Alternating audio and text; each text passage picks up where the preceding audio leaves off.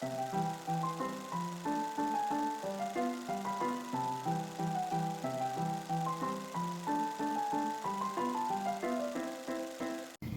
and welcome to Victorian Snippets. Nowadays, whenever we want to talk to our friends, just pick up our cell phones and text or tweet or call. In Victorian times, it was not so easy.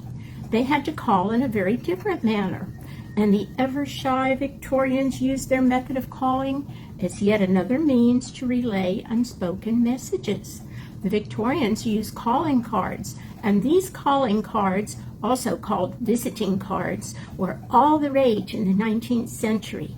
They were essential for the fashionable and wealthy. Society homes often had a silver tray in the entrance hall where guests left their cards. A tray full of cards with the most prominent ones on top was a way to display social connections. Both men and women used calling cards. Men's cards were usually long and narrow so they could fit in a breast pocket. Women's were larger and more ornate and embellished.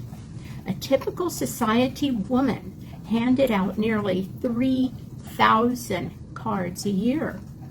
One exception to the embellished card was Mrs. Ulysses S. Grant. Hers simply said, "Mrs. Grant, if you are the wife of the president, I guess that's all you need." Typically, a caller waited in a carriage while a servant delivered the calling card to a household. If you were delivering the card in person, the upper right-hand corner was folded over as an indicator that the caller had made the effort to deliver the card. The caller would then return home to await an answer in the form of another calling card, which usually occurred within a few days. It might have a short note on the back specifying a time to call or visit. If a card was not acknowledged, or worse, returned in a sealed envelope, it meant the offer to visit was rejected. Some other subtle messages included folding the lower left-hand corner, condolences, folding the upper left-hand corner, congratulations, folding the lower right-hand corner, planning a long trip and did not need a reply.